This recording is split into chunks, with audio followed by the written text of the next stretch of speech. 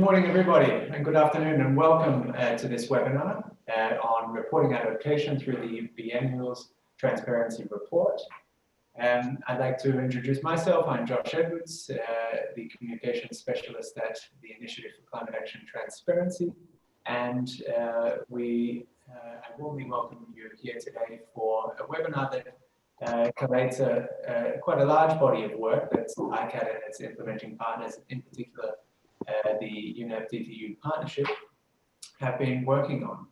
We've got a really nice agenda for you today, and before we get to that, I'd just like to highlight a couple of those points that makes the webinar enjoyable for everybody is to remain in listen-only mode. Questions and comments, you can type them into the dashboard panel on your right-hand side or left-hand side, depending on where you locate that. And as the agenda will reflect, we have a 30-minute Q&A session at the end. So please submit your questions as they come in, and naturally we'll ask those to the panelists in chronological order. So first in, first served. Today's webinar is being recorded, but we will package it all up for you and make sure that you share it along with the presentations that you see in today's webinar.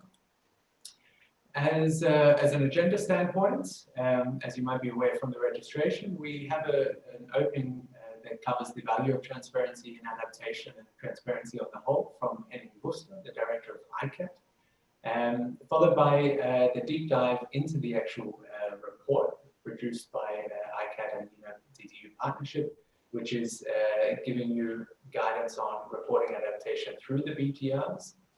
Followed by some independent appraisals by Veronica, Rosaria, and Neil, as you see on the screen, and followed by that 30 minutes Q&A. So we've got a packed session, and without further ado, here are your speakers, and I will pass the microphone on to Mr. Henning Wuester, the Director of ICAT.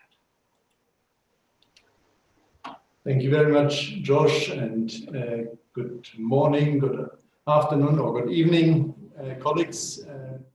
Thank you for joining us. I will start off the webinar today with a very brief overview, placing the transparency of adaptation into context.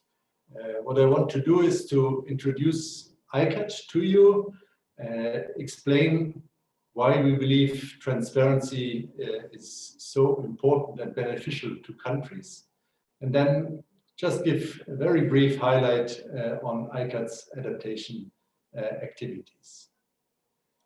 So ICAT is the Initiative for Climate Action Transparency, and it's really a partnership of very many institutions, some of which are represented here on the webinar today. Let me highlight the 4 donors of ICAT that make our work possible. Those are the Ministries of Environment of Germany and Italy, and 2 foundations, the Climate Works Foundation and the Children's Investment Fund Foundation. ICAT is managed and supported by UNOPS, so we are part of the UN system, and we have a range of implementing partners, and let me just highlight the one that you will see active here during this webinar today, which is the UNEP Ndetu partnership. And then we've got a large number of supporting partners, starting with the Unfccc Secretariat. However, what is really most important in terms of the ICAT partnership are the countries. We've got 40 partner countries across the globe where the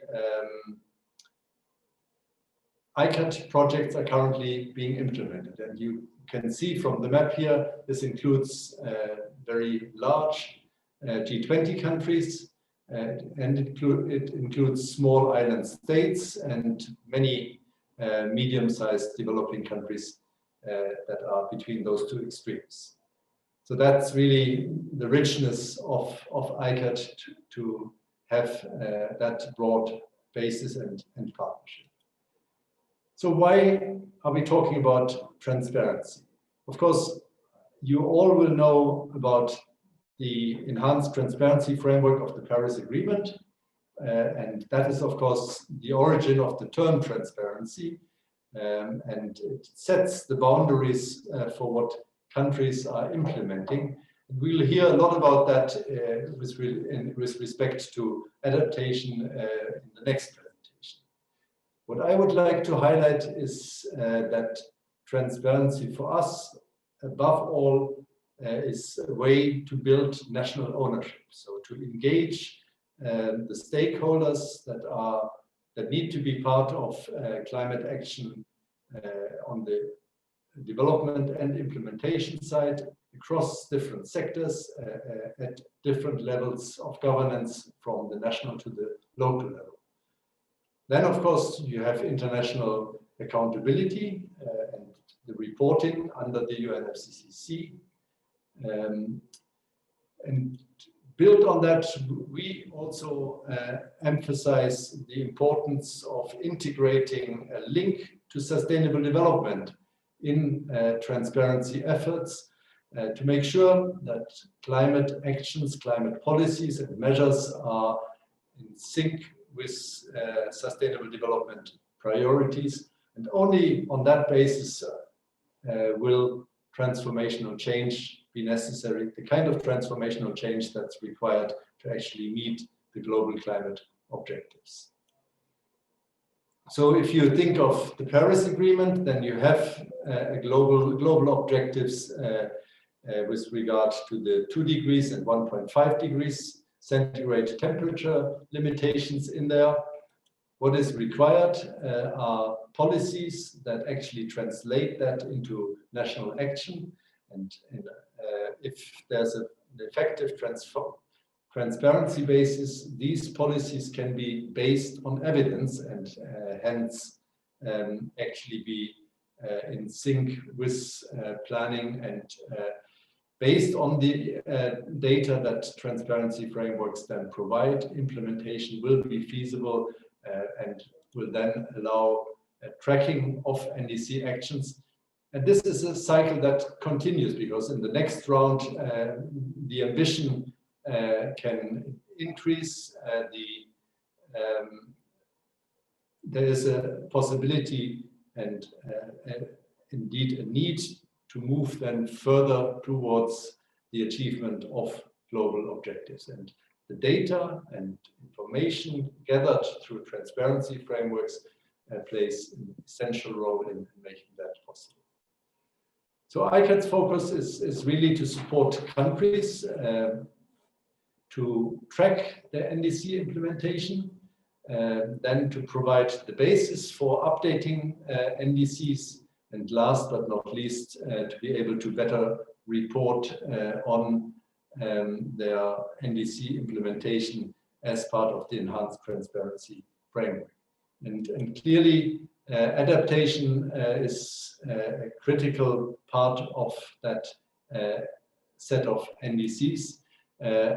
The ICAT work focuses on further developing the monitoring and evaluation of adaptation.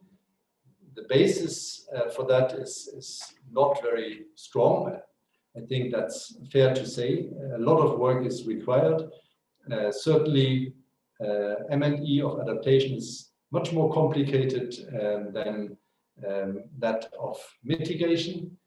So what we are taking is a very practical approach that really looks at practices in countries to then improve the understanding of effective practices. And last but not least, we are helping to develop tools and methodologies in a bottom-up fashion that builds then on the experience in countries.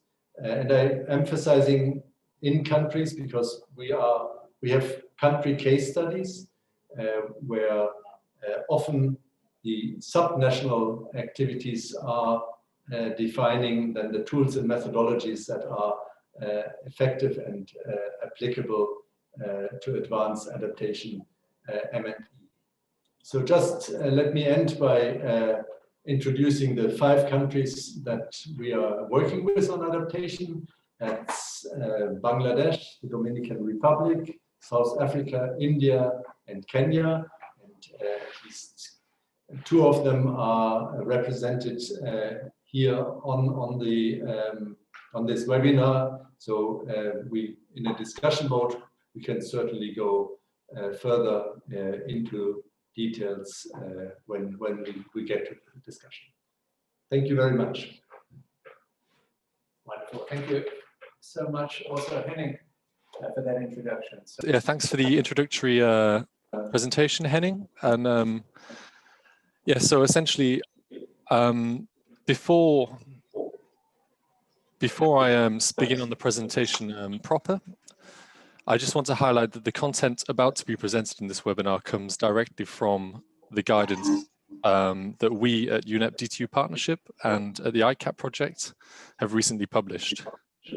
So the guidance is intended to provide technical experts who will be responsible for compiling their country's adaptation reporting to the UNFCCC with a detailed overview of what the recently released guidelines for reporting on adaptation through the biennial transparency report will involve. The guidance does this by closely going through the guidelines for reporting on adaptation action and providing a tangible explanation of what information the guidelines are asking for. In addition to this, to ensure that its audience is able to take away a full understanding of what the biennial transparency report is and why it's been used, the document will also provide its audience with an explanation of where the document comes from, how it relates to other UNFCCC plans, communications, and reports, and what it is hoped that the use of the biennial transparency report by countries to report on adaptation will achieve. So, moving on to the presentation proper, the purpose of this presentation is to provide you all with, first, an introduction cum overview of the biennial transparency report's adaptation section, which from here on in we'll be referring to as the ABTR, and its role in reporting adaptation under the UNFCCC. To do this, over the next 30 minutes, this presentation will aim to answer the following questions. 1, what is the biennial transparency report and why is it relevant to reporting on adaptation? 2, how does the adaptation section of the biennial transparency report, the ABTR, fit into the broader picture of adaptation relevant instruments? 3, what is the introduction of the ABTR intended to achieve? 4, what information should ABTRs include? And 5, are countries ready to fulfill these requirements, and what can countries do to streamline their adaptation reporting? So, in our first section, we're going to look at the background to the biennial transparency report. As such, over the next few slides, we aim to answer the following questions. What is the biennial transparency report? Where does it come from? And why is it relevant to reporting on adaptation?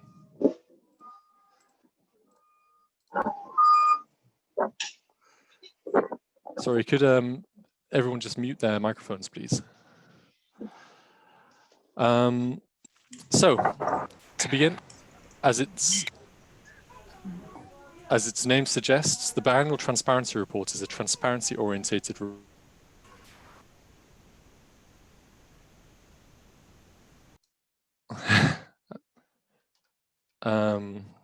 so Alt.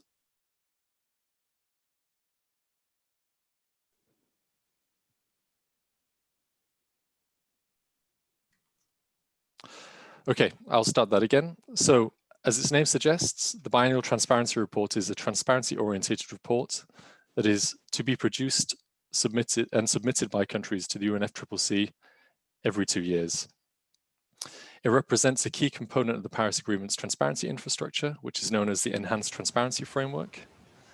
And the Enhanced Transparency Framework was established by Article 13 of the Paris Agreement and is intended to facilitate improvements in the quality of country reporting to the UNFCCC that will enable the COP to effectively track the progress being made towards achieving the Paris Agreement's various goals. The Enhanced Transparency Framework aims to do this through establishing a new series of rules and procedures that facilitate the transfer of information between individual country parties and the UNFCCC. The Biennial Transparency Report represents one of these new procedures, and along with another report, the National Inventory Report, the Biennial Transparency Report will operationalize the transfer of information from country parties to the UNFCCC. So, under these mechanisms, the National Inventory Report will transfer information about a country's greenhouse gas emissions. Meanwhile, the Biennial Transparency Report will transfer information about how countries are implementing the different aspects of the Paris Agreement, namely through reporting on their climate action across mitigation, adaptation, and loss and damage, as well as the support that they have provided and or received. So, the Enhanced Transparency Framework will come into force on the 31st of December 2024. As such, countries will be expected to submit their first biennial transparency reports prior to this date. When this occurs, the Enhanced Transparency Framework will formally replace the previous transparency arrangement under the Convention, known as the Monitor, Review, Verification System, or MRV for short. As part of this transition, the Enhanced Transparency Framework will directly discontinue and replace certain aspects of the Monitor, Review, Verification System. Amongst other areas, this will happen to the Monitor, Review, Verification System's reporting infrastructure, as the Biennial Transparency Reports will replace both the biennial reports and the biennial update reports for Annex 1 and non-Annex 1 parties respectively, as shown in the figure below. The significance of this is that all parties will start to use the same reporting instruments and guidelines from 2024 onwards. However, not all aspects of the previous arrangement will be replaced. For example, national communications, another reporting instrument that is typically submitted every 4 years alongside the biennial reports, submitted every 4 years alongside biennial reports when their submission deadlines overlap. This will continue to be active alongside the biennial transparency report under the Enhanced Transparency Framework. The fact that the new reports under the Enhanced Transparency Framework will be applicable to both Annex 1 and non-Annex 1 parties represents a significant change from the previous system, in which Annex 1 and non-Annex 1 parties had differentiated reporting responsibilities, manifested in the two reporting formats. Another key difference between the Enhanced Transparency Framework and the Monitoring, Review, Verification System, however, which is actually more relevant to this presentation on adaptation reporting, is that the Enhanced Transparency Framework allows countries to report on adaptation action and loss and damage through the Biennial Transparency Report's adaptation section.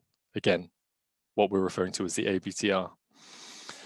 This is something that was not previously possible in biennial reports or biennial update reports, and now means adaptation can be reported on every 2 years. Previous to this, adaptation was only intended to be reported on every 4 years via countries' national communications. So now we have established what the biennial transparency report is and why it's relevant towards adaptation. The next question we want to address is, how does the adaptation section of the biennial transparency report, the ABTR, fit into the broader picture of adaptation relevant instruments? So, over the course of its existence, the UNFCCC has created a number of planning, communication, and reporting instruments to facilitate the various planning and reporting processes established at the COPs. This has led to a wide array of different instruments being available to parties. From 2024 onwards, the biannual transparency report will be one of 5 UNFCCC instruments that are adaptation relevant.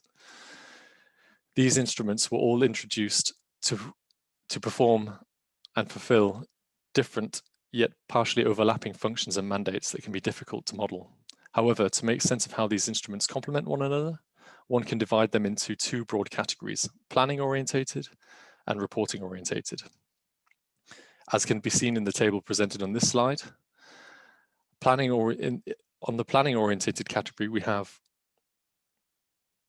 nationally determined contributions, otherwise known as NDCs. These are, in an adaptation context, used by countries to communicate top-level information, such as a country's adaptation ambitions, flagship plans or strategies, overviews of key vulnerabilities and major support needs. We also have national adaptation plans, otherwise known as NAPs, which are a semi-structured adaptation planning process endorsed by the UNFCCC. These have been designed to assist least developed countries and other developing countries to formulate and implement strategic plans to address their medium to long-term adaptation needs. The result of these processes is generally a planning document, commonly referred to as the National Adaptation Plan, in which countries will outline what their primary vulnerabilities to climate change are and how they propose to address them. In addition to NAPs, we've also included an instrument called Equivalent National Adaptation Plans and Strategies. These aren't actually a UNFCCC instrument, however, it represents the adaptation plans and strategies developed by countries that have not opted to or do not qualify for the NAP process, for example, developed countries. As such, these are fundamentally similar in function to NAPs, however, they are not formally submitted to the UNFCCC, and hence they do not count as one of the 5 UNFCCC instruments. Okay, and moving on to the reporting-orientated category, we have national communications, which are the original UNFCCC instruments and were initially designed to enable countries to communicate and report on information and activity relevant to addressing the goals of the convention, including, in an adaptation context, information about a country's vulnerability to climate change and the adaptation it is undertaking to address this. We also have adaptation communications, which are a new communication and reporting instrument established by the Paris Agreement. At the moment, there are no adaptation communications that have yet been released by countries. However, their guidelines, as well as reports by the Adaptation Committee, insinuate that these will be used in a similar manner to the Adaptation Chapter of national communications, in so much as they'll be used to provide a snapshot of a country's national adaptation process, including its vulnerabilities, its support needs, and capacity needs. And finally, we have biennial transparency reports, which of course we'll be expanding on more across this presentation. Anyway, taken together, these instruments form the components of a loose system for communicating and reporting on adaptation, ambitions, plans, processes, goals, and needs. Okay, so moving on. So the reason we call this system loose is because it's not exactly purpose-built. As mentioned before, the system has been developed iteratively over time with only 2 instruments, the biennial transparency reports and the adaptation communication, being established at the same COP. Furthermore, under both the Paris Agreement and the Convention, parties are obliged to include information relating to vulnerability. Parties are only obliged to include information relating to vulnerability and/or adaptation in their national communications. The remaining 5 instruments are either voluntary, or if the instrument itself is mandatory, as is the case with the biennial transparency reports, including information about vulnerability and adaptation in these reports is voluntary. Therefore, the system can take a number of forms depending on which instruments countries decide to utilize and how and when they decide to utilize them. As such, the system is essentially country-driven, with countries needing to decide upon an arrangement of instruments that is most suitable to their national preferences, i.e. it will allow them to achieve what they want to achieve, while also considering their responsibilities in contributing towards the UNFCCC's need for robust information.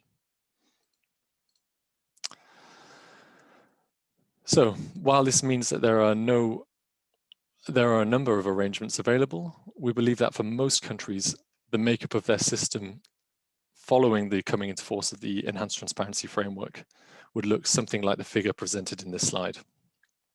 So the figure presented on this slide illustrates the main flows of information between the different planning and reporting orientated instruments, shown on the left-hand side of the figure here, and the main flows of information between the instruments and the relevant UNFCCC processes, which are shown on the right side of the figure. Starting with the left side of the figure, on the far left, we can see that forward-looking information about a country's national adaptation process, for example, climate pledges and ambitions, their vulnerability to climate change, their adaptation needs, and the adaptation actions that they have planned, are generally going to be found across their NDCs and their national adaptation plans. Meanwhile, through the arrows moving from these instruments towards the reporting-orientated instruments on the center left, we can see that this forward-looking information should feed into either national communications, adaptation communications, or biennial transparency reports, in which countries should be taking stock of their various goals, plans, and actions, and providing backward-facing information that informs us about what progress is being made in their national adaptation process and what the results have been thus far. In this diagram, the reporting-orientated instruments are illustrated as being submitted together, something that is possible for countries to do when their submission deadlines for these reports overlap. So while choosing to do this is obviously up to the individual country, it does represent an efficient means of streamlining one's reporting commitments for adaptation and beyond. And thus, we generally anticipate that many countries will choose to do this. Continuing with the flows of information, in theory, information about progress and results should feed back into adaptation planning processes and therefore back into future planning-orientated instruments at a later date, as countries take stock of what they have achieved and learned thus far and adjust their plans and strategies accordingly. Moving on to the right side of the figure, we can see that the UNFCCC-driven processes that are relevant to adaptation information submitted by countries. These processes are divided into two types: review mechanisms, located on the central right, and provisions for increased ambition and compliance on the far right. The right side of this figure generally demonstrates that there are relatively few UNFCCC processes that are applicable to adaptation information. For example, while much of the information submitted by countries concerning their mitigation activities and greenhouse gas emissions has traditionally been reviewed extensively under the Convention, information submitted about adaptation is only reviewed if it is included in the national communications of Annex 1 countries. Meanwhile, mechanisms designed to increase ambition and compliance under the Paris Agreement and the Convention. Of all these mechanisms, only the global stocktake unilaterally considers adaptation information.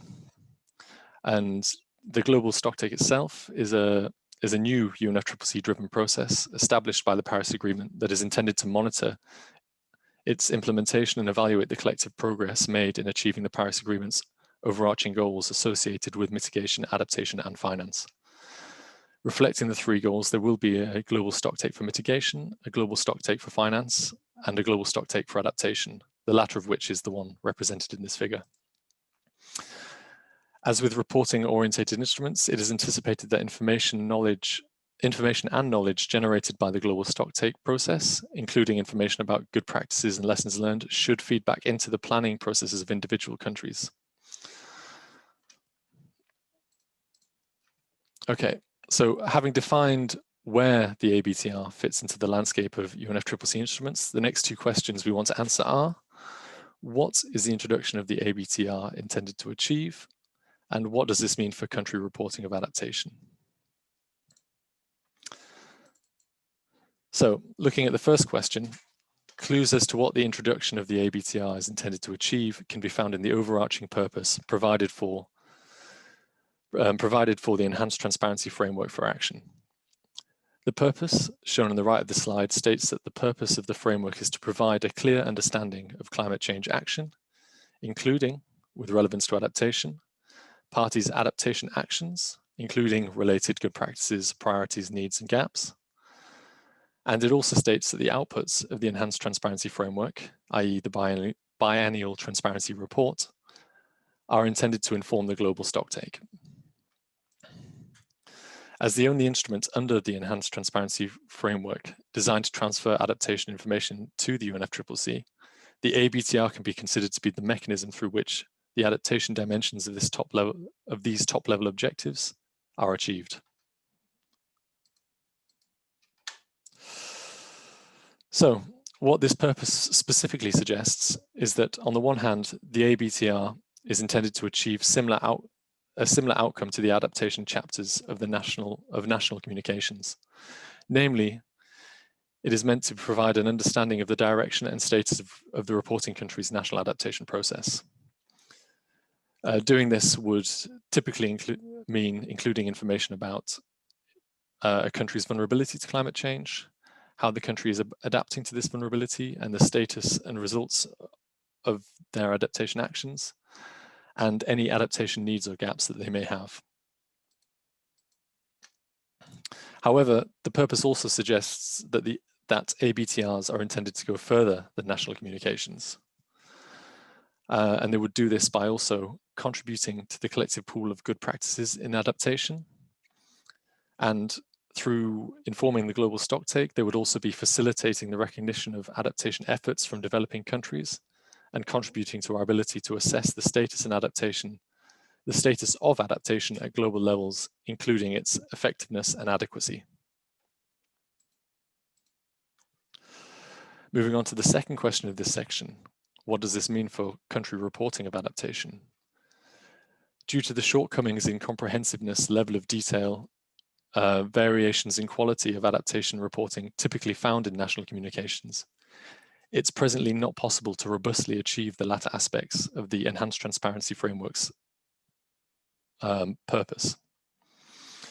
This particularly applies to those linked to the output of the global stocktake for adaptation, i.e. facilitating an assessment of progress, effectiveness, and adequacy in adaptation at the global level.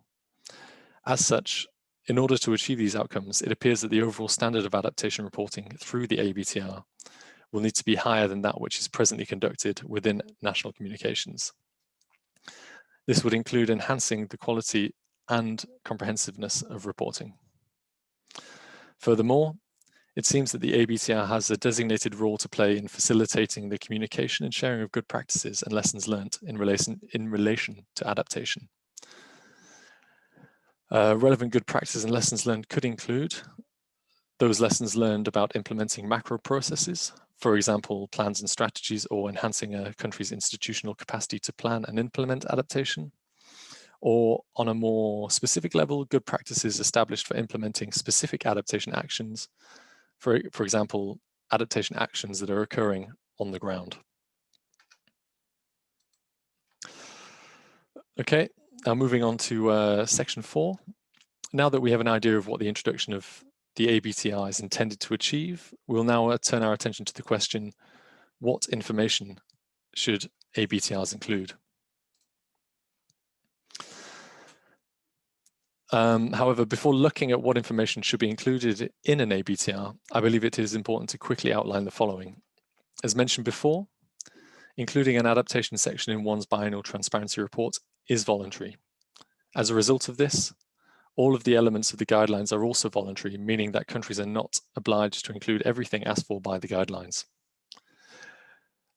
The result of this is that the process of compiling an ABTR is an entirely country-driven exercise, with countries therefore able to take whatever approach to reporting they desire, including what information they choose to include and how they choose to include it. While this is the case, however, most requests in the guidelines are preceded by the prefix "parties should," which, in the context of COP decisions, means that parties are suggested to fulfill this request, while still not being formally obligated to do so. The few requests that are not preceded by this prefix are preceded by the prefix "parties may," in which case they're generally considered to be less stringent and equates to the request being more optional and not necessarily suggested. So turning our attention to what information is requested by the guidelines provided for the ABTR are divided into 9 sections, sections A to section I. These sections serve to divide the many requests contained within the guidelines into general areas of information that closely relate to the iterative process of adapting, which is presented across the top of this figure. Using the titles of each section as a general guide, one can immediately get a good indication of what kind of information should be included in an ABTR. It is important to note, however, that these sections do not equate to a recommended structure for the report, although it is possible to see how a logical structure could be based on the sections provided, given how they are mostly ordered chronologically. As one would expect, the major share of the guidelines here are focused on how countries should report on their national adaptation processes, with sections A to F highlighted in green, providing instructions on how countries should report on everything from the provision of relevant background information, e.g.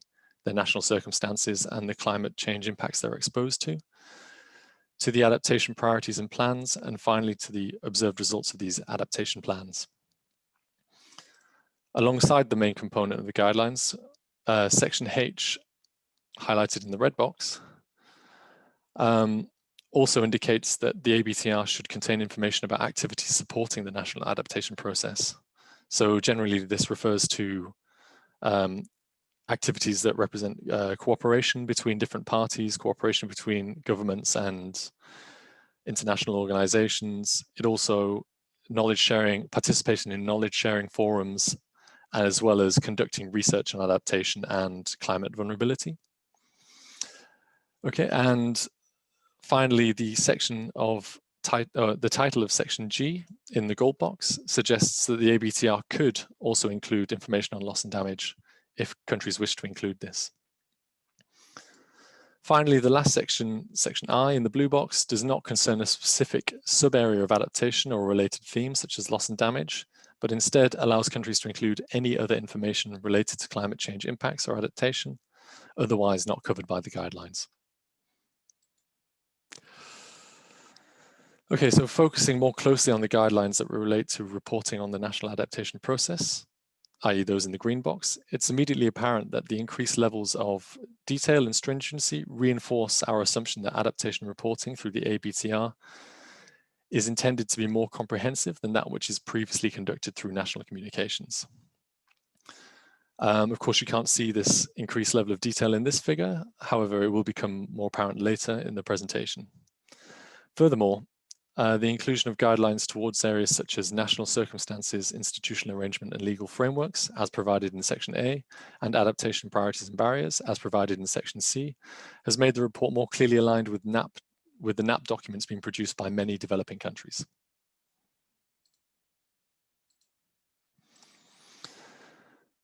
Now, the observed step up in detail and direction mentioned on the last slide, however, is not spread equally across the different sections of the guidelines.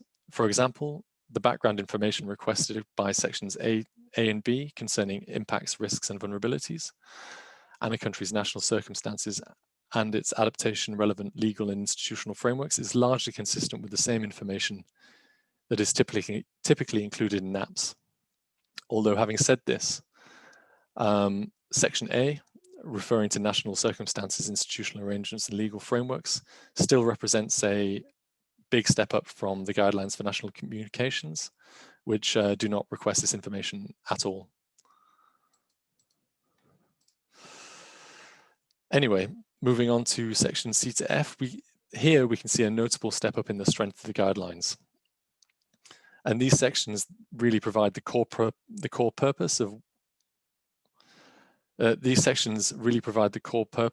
which is to provide the guidelines for reporting on adaptation action in the ABTR. This information will represent the core elements of the ABTR, as it naturally forms a basis for understanding how a country plans to meet its adaptation goals and the progress it is making towards achieving them.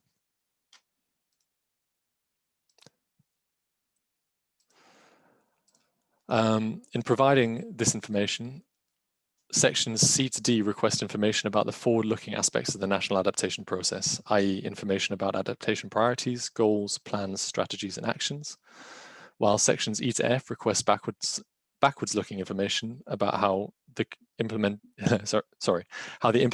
process is going, i.e. the status of implementation and what the results of implemented actions have been, including, amongst other things, their outcomes, impacts, and effectiveness.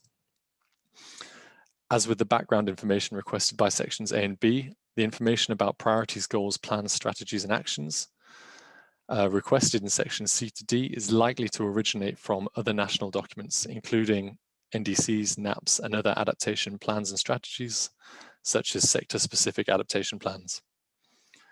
Information about progress and results, meanwhile, requested by sections E to F is more likely to be new information that is produced by national monitoring and evaluation systems.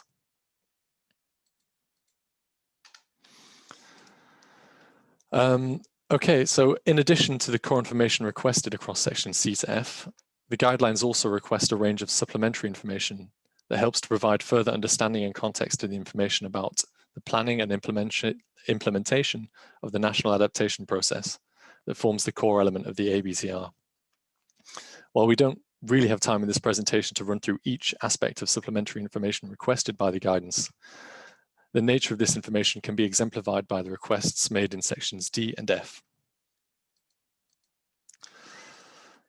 So, for example, in addition to requesting information about various types of planned adaptation actions, in the requests highlighted in section D, we can see that section D also asks countries to include descriptive information about how adaptation planning processes take into account best available science, gender perspectives, indigenous, traditional and local knowledge, stakeholders, and domestic development priorities.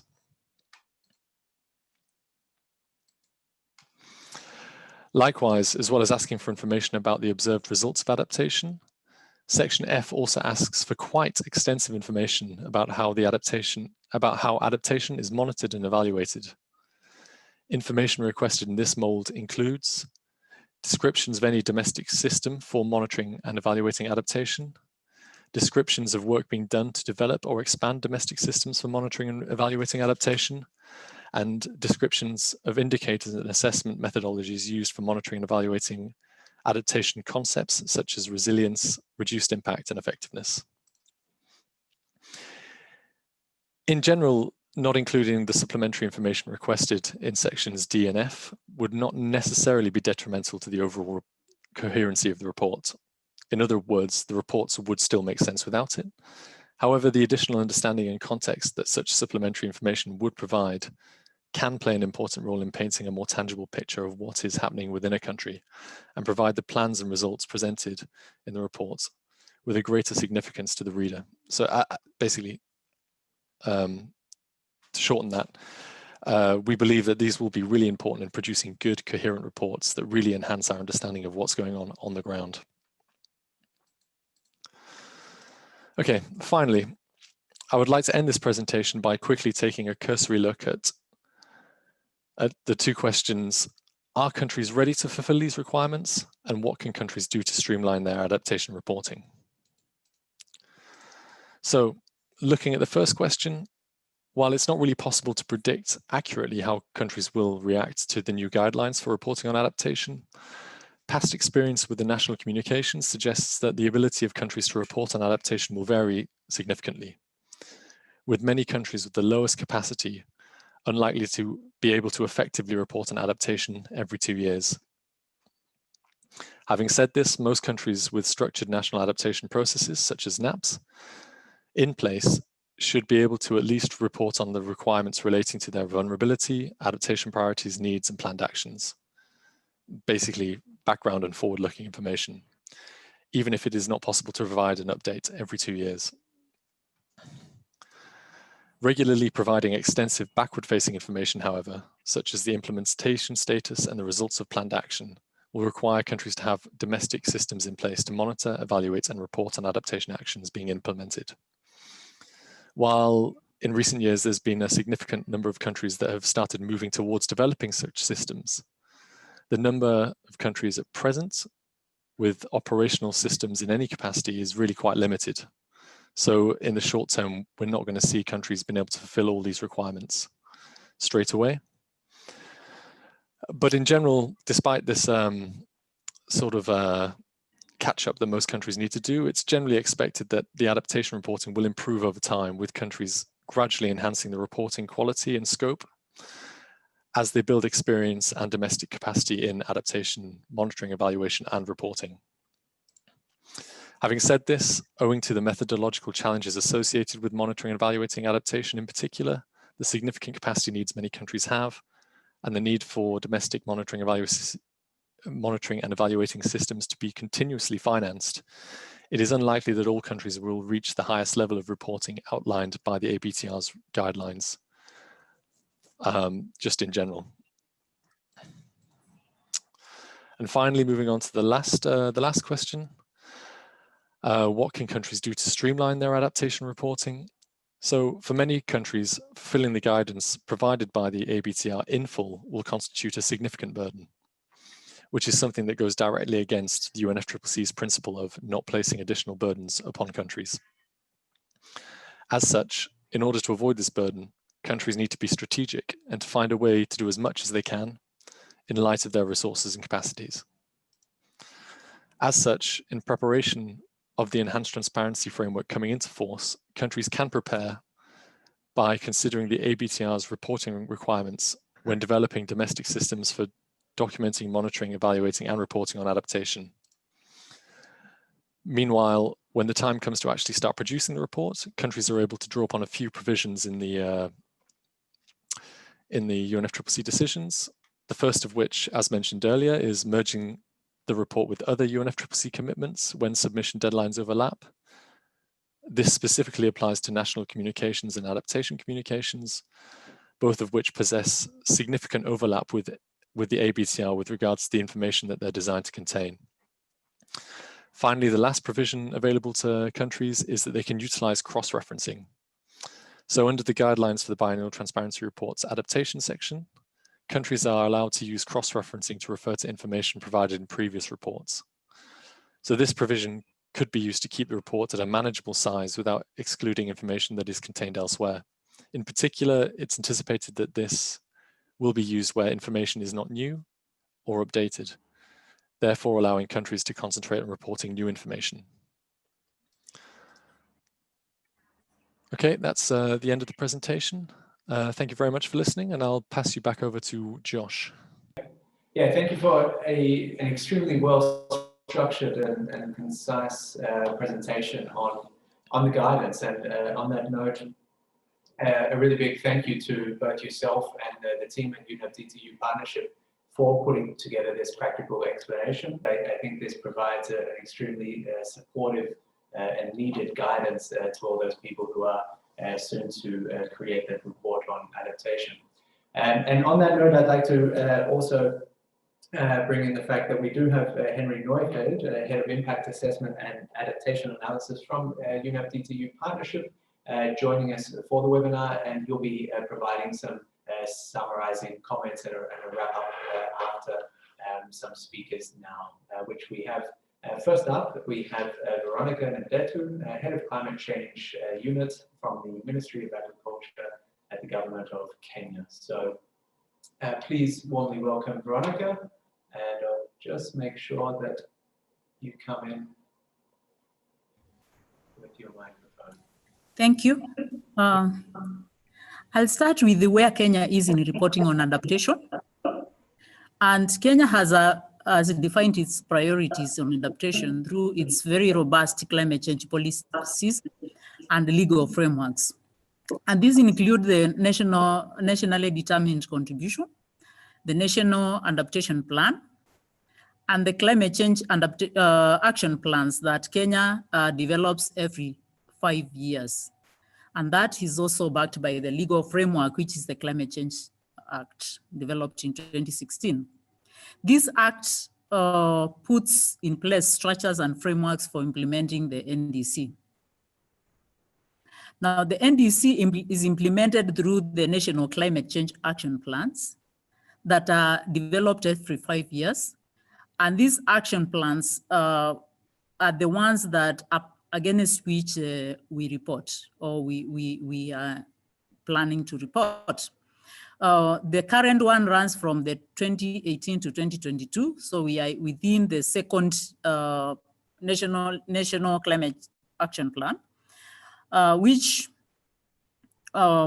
every sector has provided priority actions and targets for the period of 5 years. This NCCAP, or the National Climate Change Action Plans, are the ones that we are supposed to report on targets that are set within these plans. Now, in the first NCCAP, we also developed a monitoring, verification, and reporting, or the MRV, which we call MRV Plus, because it was aimed at addressing issues of both the mitigation and monitoring and verifying issues of mitigation and adaptation. But this has not really been operationalized because I think mainly the challenges of some of which I will mention. Now, they have also a quick tool of reporting on the targets that are set on the National Climate Change Action Plan, the current one. And within that, each sector is expected to develop a sector-specific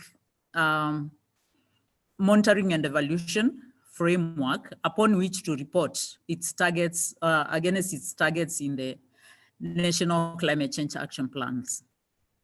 Agriculture sector, therefore, is developing an M&T framework on climate smart agriculture. And climate smart agriculture is the approach which the agriculture sector in Kenya has committed to use to achieve the adaptation and also mitigation goals in the NDC. Now, towards enhancing reporting, the sector of agriculture has also established what we call the multi-stakeholder platform for climate smart agriculture, which comprises of both state and non-state actors.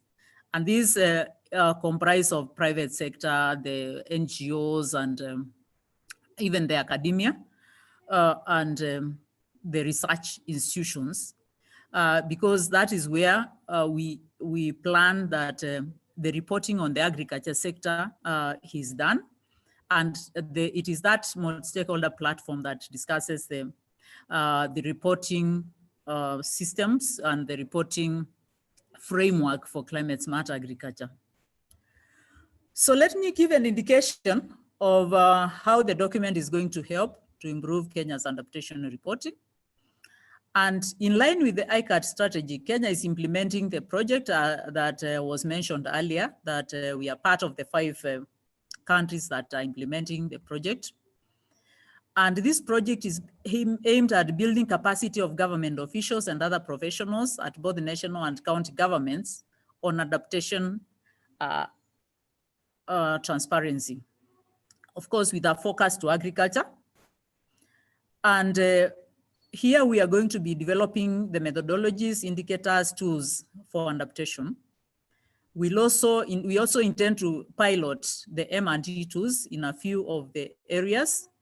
And we hope this is going to be preparing us towards reporting before the 2024. So by that time, then we expect that we'll already have set some systems that will be enabling us to test, that we'll test, and also we'll see whether we can actually join in reporting come 2024. Of course, these tools from the agriculture sector will be integrated into the national system where the Minister of Environment will be expected to report on all the sectors. Now, some areas of improvement, because as I said, we have established the MRV Plus system, which has not been operationalized for some time. The challenges have been establishing the data and information flow systems for reporting. And given that our systems are devolved, we have 2 levels of government. So in the information flow from the county government to the national government, and also from the different stakeholders, has been a challenge, and that is still being worked on. And also linking the different levels, to the different sectors to the Minister of Environment, that is a focal point for reporting, also have been a challenge. And again, data collection and information management is still a challenge that requires quite a number of improvements. Coordination and reporting systems for various players in adaptation. That one is what I said the sector for agriculture is trying to address through the multi-stakeholder platform. And then the issues of focusing on adaptation as a priority at the county level as also needs to be improved through the county level plans and policies, because that's where the action of the activities of adaptation take place. So going to the areas that we found the document useful, I think generally it's a very useful document. It's providing a lot of guidelines and throwing insights into how we need to organize ourselves and the things that we need to do. But the areas of the adaptation priorities and barriers, I think that section that is guiding on information parties need to provide is quite useful. the one on approaches to reporting and on adaptation through the BTR. That is also a very useful area because it guides the parties on the steps for reporting, that which is what we are supposed to be doing, so that by the time it comes to the when we are expected to report, then if we follow these steps, we'll be able to be able to report. And then, of course, the monitoring and evaluation.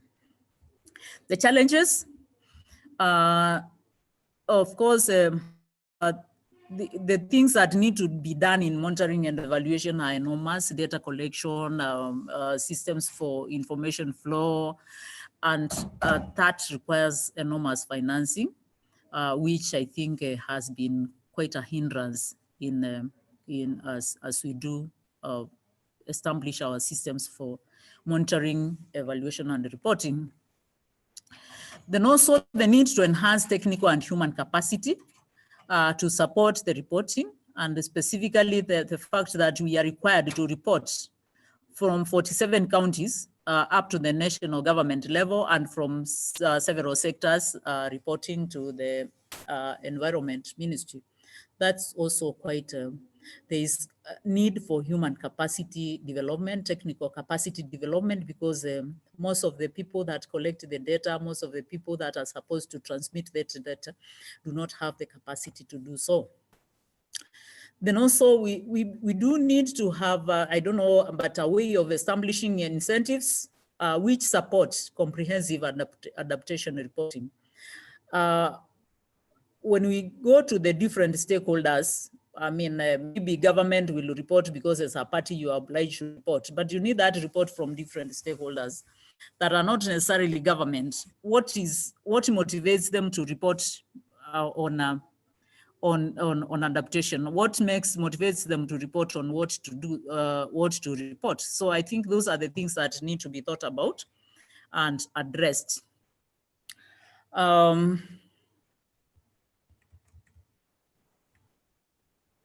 Yeah, I think that is what I thought I should bring into the limelight, and thank you so much.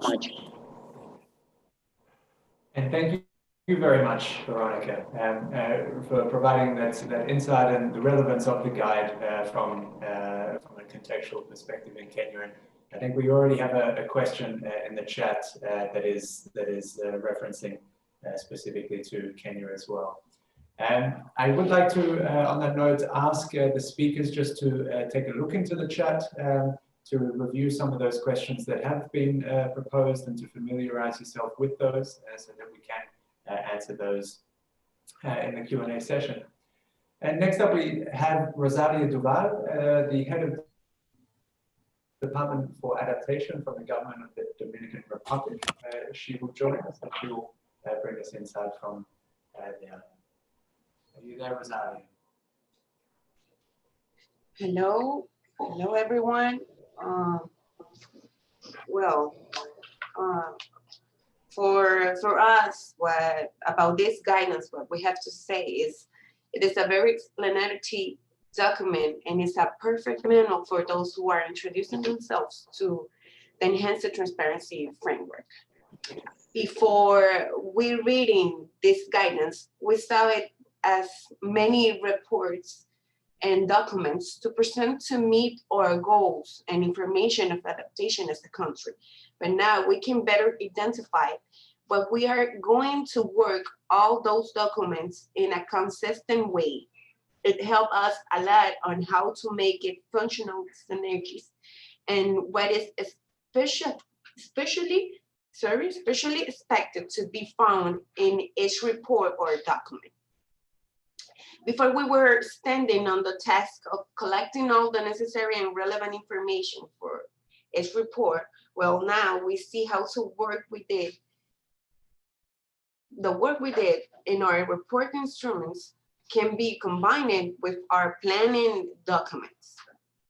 The need for these three documents, NDC, BTR, and adaptation communication, to report, it makes no sense when you found find the overlap in times and context information they require. But and now you can see how to combine all these instruments report and make synergy in a practical way. The guidance helps to develop ideas to avoid overlapping reporting documents while these being resolved. Yeah. So we have learned that the National Adaptation Reporting instruments can be included and monitoring within the BTR avoiding duplication of work. Even internally, we believe that this guide will help us to adapt our lines of action within our institutional strategic plans, to adapt them so that we can achieve our objectives with each report without duplicating efforts and having a better organization. The aspects of the document that I found especially useful were all the tables. In general, all but the tables specifically, because they provide a practical and clear guide for the description and operation of what the entire document narrates. In relation to the adaptation reporting instruments, they certainly help to better understand what it reads. This document may serve as a good point of reference in 2 years and even longer. We know that not all countries have the ability to start at the same time as others. And because ultimately it is a usefulness over time, so I explain it above. It is a good document for those who are getting into issues of adaptation reporting instruments, as well as for those who are already in it. And finally, we think that it helps us understand the broader context of reporting at the national level and where it fits into the broader UNFCCC system to better communicate information relevant to adaptation. It really does. That's what I have to say. I think I'd be very quick, but I hope this can work for you. Thanks, Rosaria. I think that was extremely helpful input for everybody on the webinar today. Next up, we have Professor Anil Makanya from the Bus Center for Climate Change, where he is an adaptation expert. So a warm welcome to Anil. Thank you, Josh. Can you hear me? Am I clear? Loud and clear. Yes, good. Well, I think we've had a very helpful and very clear presentation of what the guidelines have to offer, and they do have a lot to offer about the different steps that need to be taken to report on adaptation progress on adaptation processes, which is something which has been the weaker half of the reporting compared to the mitigation side. I have a few comments, a few remarks I'd like to offer arising from what has been presented. And the first really relates to the fact that this has to be seen as a process. And you mentioned that the idea is to do the reporting every 2 years. And the expectation is that the reports will improve over time, which is what we would expect. But that means that it might be helpful to recognize that people will need to start with something which is a little bit simpler in some cases, and then move on to the more sophisticated or the more complex items. I think it might be helpful in the guidelines, or when they're being discussed, to provide some indication of, if you like, what are what is the basic, what is, if you like, the things that you can start or begin with, and what you might aspire to as you get more information and as you develop your capacity over time. The second comment really relates to the very helpful division in the presentation in the different boxes. I think there were A, B, C, D, E, and F. I went up to, there were 6 of them. And the important thing which I feel there is that so far we've had very limited information on tracking and reviewing the progress that has been made on the adaptation actions that have been taken. Whenever we have these discussions, we had them with the adaptation gap report, where I'm on the advisory board. Of course, the answer comes back, well, it's too early, or we just haven't quite got all the information we need. Well, but now we have been doing this for some time, and we ought to be building up a sort of corpus of knowledge of what the impacts have been and what progress has been made.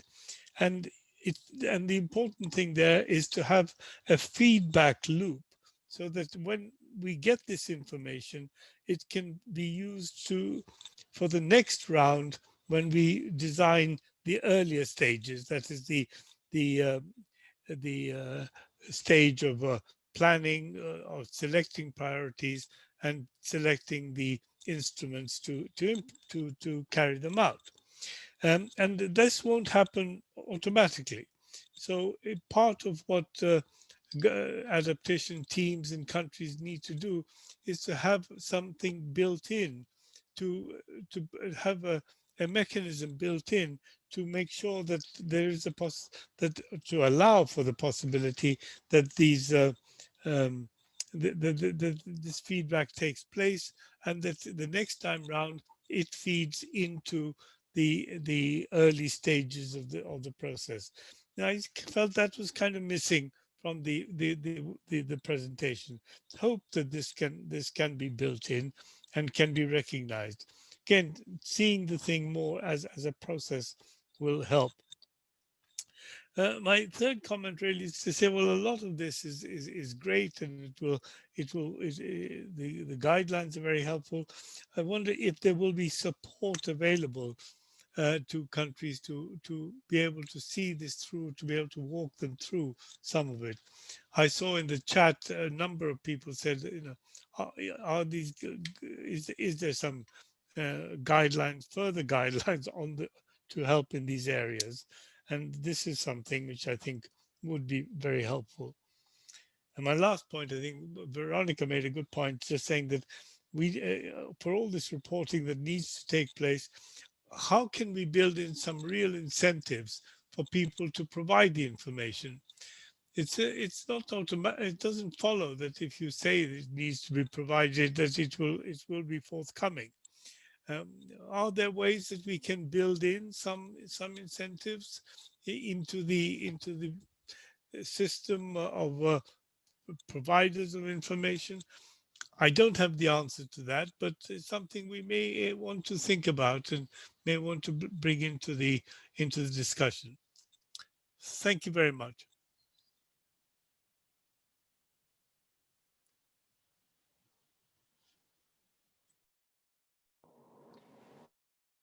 And thank you very much, Henning, raising some very interesting and valid questions, and I'm sure something that ICAT and Ndetu partnership will also take forward with this guidance and additional projects. I'd like to bring in now Dr. Henry Neufeldt from UNEP-DTU partnership, and perhaps he might also shed some light on some of those questions that not only Anil had, but maybe on some of those questions that have been posed by our colleagues online. Henry, are you there? Yes, thank you, Josh. I was expecting to come in at the very end, but it's fine. So let me just try to capture a little bit of what I've heard, and sort of also what Veronica and Rosaria and Anil have been saying, in addition to Thomas's really excellent presentation. And I hope that will also help the audience. You know, I'm really grateful to see and happy to see that so many have stayed with us. It's a good turnout in my view. So the point of departure for developing this report and this guidance document was the acknowledgement that the information provided in this MPG document following the Katowice decisions was rather difficult to digest. I mean, all the information that is in the report is ultimately in the MPGs as well, but it's not described in a way that makes it easy to follow. It doesn't, it seems that areas are repeated. There are frequently references to issues that need to be reported on in different areas, and it's not immediately clear what the meaning is. And that's where we came in and said, well, let's develop something that will be more useful for country experts reporting to the UNFCCC and developing their own domestic adaptation monitoring and evaluation systems in order to see how what they are doing on adaptation will lead to improved resilience against climate impacts. So our point is that, you know, all of the work that the UNFCCC is doing ultimately has to be grounded in domestic policies and strategies that help countries improve their resilience against climate impacts and climate change. And that will then be reported to the UNFCCC in the context now of the ABTR. And where it's clear that there are capacity gaps that need to be closed over time. And I think the expectation is that the reporting will get better over time as we progress over several of these cycles. There will be alignment in the reporting. We're expecting to be able to see the progress that is being achieved in each country, and of course also at a global level in the global stock takes.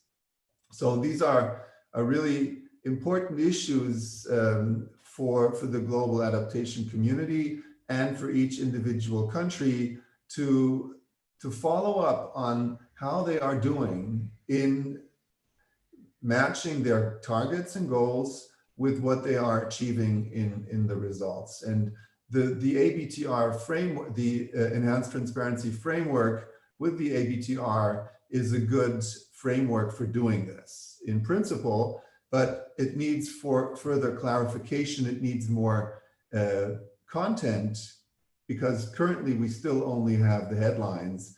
And with this document, what we've tried to do is provide a bit more context to what the reporting could look like. There was some requests to provide further insight and support. I think to a certain degree we can do that, and we will be very happy to follow up with individual questions. As I said, to a certain degree, you know, it needs to be it needs to fit into our capacity as well, you know. And I think there was one comment I'd like to respond to in the chat, which raised an important issue related to the adaptation communications, which I think was really pertinent to be made, because the adaptation communications as a document do contain very similar headlines compared to the adaptation BTR document. Currently, it's not quite clear where the differences between these two documents are going to be. And it is very likely that where the reporting cycles overlap, these two documents will actually merge into one, because that is an opportunity. But it needs to be clear in coming from the UNFCCC and the negotiations further, how the adaptation communications and the ABTR will sort of complement each other. I'm going to stop here for now because I want to give participants the opportunity to ask questions, and the other speakers also, in particular Thomas, to respond to some of the comments that have been made. Thank you very much.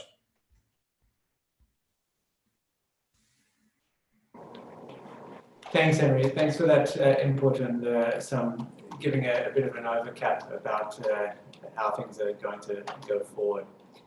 Indeed, let's get to some of your questions online, because there are a lot. I'm going to start from the top, and hopefully our speakers have had a chance to scroll through them a little bit. So I'm going to start with one, and I'm going to ask, I might pitch it to indeed Thomas, and then Thomas, it's up to you to bring in the supporting speakers. So, is it correct that implementation of plan policies and measures in NDCs are then reported through national communications and BTRs and adaptation communications? And which reporting instrument would reflect the most of the NDC implementation progress? National communications or BTRs? Okay, yeah, I can try and answer that question. So as I kind of see it, I think the reports which would best reflect the NDC implementation process would be the BTR. But the issue here is that all three instruments, the national communication, the BTR, and the adaptation communication, they're all, as I said in the presentation, they're country driven. So essentially, countries can approach the reporting in whatever way they want, and therefore they can shape the document into a document that can reflect their NDC implementation process. So the only reason we really say the BTR over the other two documents is that the BTR has more detailed guidelines, and therefore sort of provides countries with a greater framework to report their implementation of their NDCs well. However, because the guidelines for adaptation communications and national communications are quite loose, you could conceivably report all the same information in these two documents as you could in the BTR. Does that answer your question, Natalia? Natalia, you can come on in if you'd like. Yes, thank you so much. Great. We have a slightly different angle question here, but I still nevertheless want to bring it in. And it's asking about the role of universities and youth or youth organizations in the overall process of BTR. And I guess maybe I might reframe it as, rather than is there a mechanism, but maybe how can universities and youth organizations or youths get more involved in the process? I actually think this might be a better question for either Veronica or Rosaria, since this would be something that would occur at the national level as opposed to being instructed from the UNFCCC. Yeah.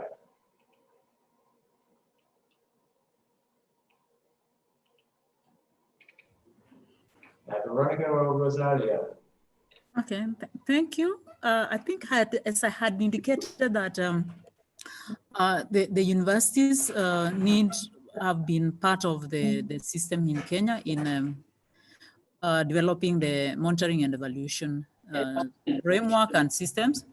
But the main thing that the universities would play is the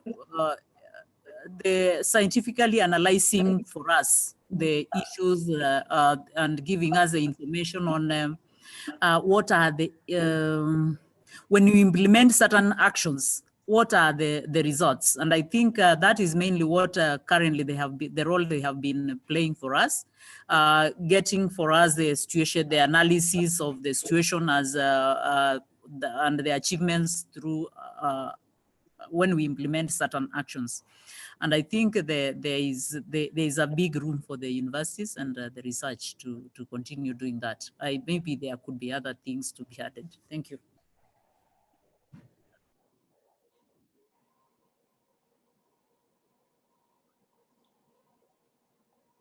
Unless you have additional commentary, Rosaria, I'll move on to the next question.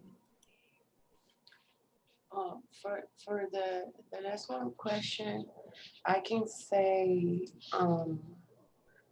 from the Dominican Republic, we are working on the design of these metrics. Right now, the update of our NDC is helping us with part of that, and now we hope we can do it well.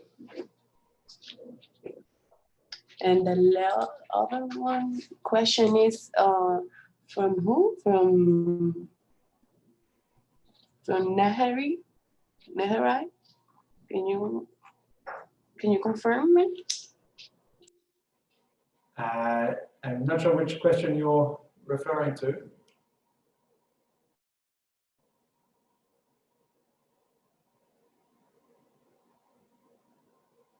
But I'll proceed with the next one, if that's okay. Okay. But we can stay with you because it's a question asking for country-specific responses. So it's asking about, in regards to the obligatory information to report on, vulnerability and adaptation specific to a country. I guess two parts. Is there a pool of standardized indicators that could be used? And further is how to best collect data for reporting and steering climate change at the national level. So maybe some experiences from that data collection.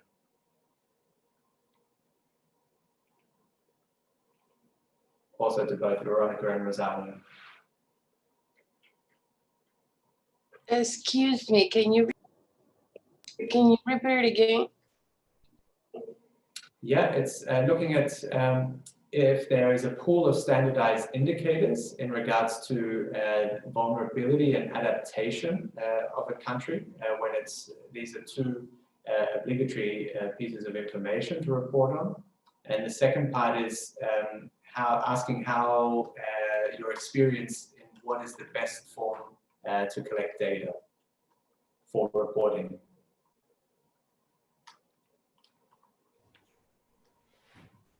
Maybe I'll answer the first part of the question. There is no standardized, we do not have really standardized indicators for vulnerability and adaptation because adaptation practices are different in different places. And as you know, that adaptation is really context specific. It depends on, it is not something you can measure the way we measure the mitigation aspects.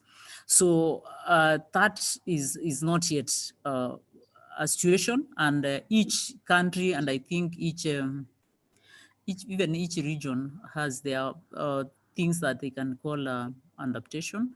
So the indicators are really varied. And I think then what needs to be done is that I think that the countries just report on what according to them is are the indicators or what is it they are doing to adapt. So that is really as varied as the number of countries there are. Thank you.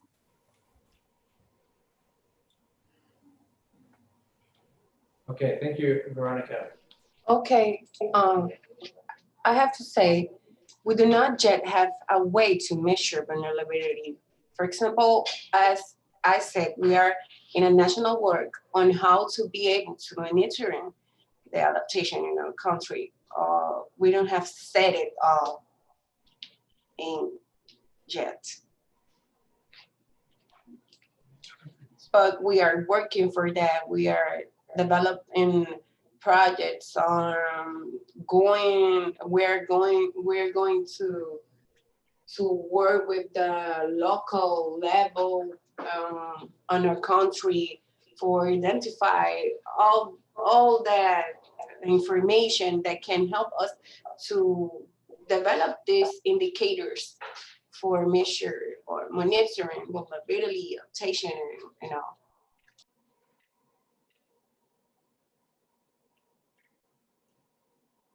Okay, thank you, Rosaria, for that addition. And I think we'll squeeze in one more question. And sorry, there are so many to choose from. I'm just going for the most simplest.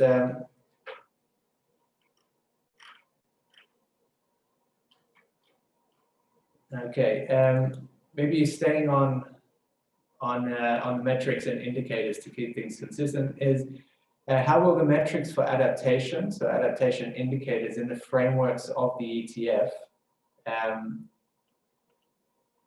relate or connect with national communications, national adaptation plans, and NDCs? I think that could be directed at you, Thomas. Yeah, sorry, could you, who made this question? I'm just trying to find it in the... It's one of the final... Carlos, yeah, I can see this. So how will the metrics for adaptation in the frameworks of the ETF for the NC? I'm not quite sure what this question is getting at. So how will the metrics for adaptation indicators in the frameworks for the ETF for...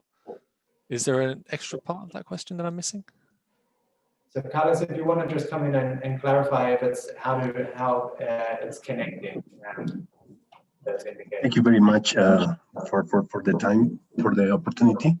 Indeed, my question was, let's say, oriented to one of the main difficulties for countries is to develop this framework for metric of adaptation, is how to monitor adaptation in terms of resilience, vulnerability, and so on in the different sectors. So how could this be integrated into the enhancement framework for the NDCs? How to report this in an efficient manner in order to really see that we are contributing to the Paris Agreement. Indeed, is more or less this. Yeah. Okay. So you're sort of asking how you can design indicators that are useful at the global level is what I'm understanding this question as. From the national to the global, see, to yeah. The mechanism to report. Yeah. I mean, I think there's been a huge debate about this across various UNFCCC conversations, and how, you know, how is this possible without losing the important context that underlines vulnerability, resilience, adaptive capacity, and all these other very complex concepts that we want to measure. I think there's people are of two opinions. I think some people would like to try and find universal indicators, however, that can be aggregated upwards and sort of can paint a quantitative picture of what's going on. But I think others are of the opinion that this is actually not very helpful, and it's difficult to see where we're going to go from this. So, I mean, it's a hard one, and I think that first and foremost, indicators being developed by a national system should make sense for the country developing them, so they can learn from it and adjust their adaptation plans accordingly. I think maybe when you're reporting to the UNFCCC, what might be more important is to provide sufficient context in your reporting so that the significance of the results, so the significance of the indicators that you're presenting, can be understood by people reading the report. Whether or not these can then be aggregated is a different question. But maybe either Henry or Anil would like to step in on this, because they've been working in this area for a long time, and are both heavily involved in the adaptation gap report. Yeah, I can say a few words. Thank you very much for the question. I think it's a hugely complex question if you break it down, and it also touches a little bit on the previous question of how to, you know, are there indicators, global indicators for adaptation, which there are not. Nevertheless, in terms of aggregation and not losing the context of what you are trying to assess domestically in terms of reducing exposure and reducing vulnerability to climate impacts, to climate hazards, this is basically the risk framework that we're working in, allows you to see how you are doing from the local to the national level, and that can then be communicated to the UNFCCC and other, you know, the SDGs, for instance. It is dependent on what a country identifies as critical indicators. What I think would be useful to start with are indicators that you can measure from the local to the national level and thereby aggregate them coherently. A lot of these indicators, metrics, are related to development. So the SDGs per se and the targets around them offer a good starting point. You know, there are others that you're going to need in your specific countries, but they do offer a lot of the development metrics that we need in order to create a better picture of vulnerability and exposure to climate hazards. And that I think is something to consider when you're developing your own adaptation monitoring and evaluation systems, that there should be sort of this connection from the local to the national level, because that's how you maintain the information and don't lose it when you're aggregating from one level to the next. Thank you. Anil, if you want to come in as well, please go do so. No, I agree. I think that the situation is that this will be the way to get a set of indicators that can be aggregated up and go from the local to the national to the global.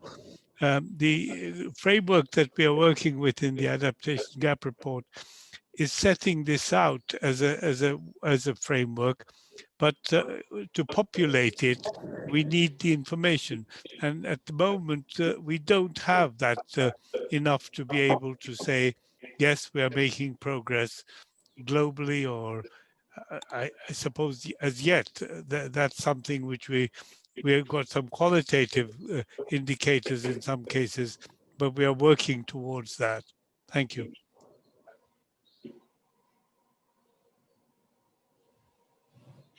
Thank you, Anil. And on that, I will also thank Henry, thank Rosaria, thank Veronica, thank Henning and Thomas for participating and donating your time to present this guidance today. It is unfortunately all that we have time for. I'd like to also thank all those participants online. I hope this was an extremely useful webinar for you, and that you are much more advanced in understanding what the requirements and the expectations are of reporting on adaptation in the BTRs. And please carry on this conversation. Your questions won't go unanswered. We will share with you this presentation and the recording along with the answers to your questions. So don't fear for that. And please carry on the conversation if you'd like by getting in touch with us via the email address there or following us on Twitter. And if you have more questions, please post them and we will include that in the send out. So once again, thank you for all the speakers and the authors of this guide of the adaptation BTRs. And I wish you all a wonderful afternoon and a morning. So thank you for joining us. Thank you.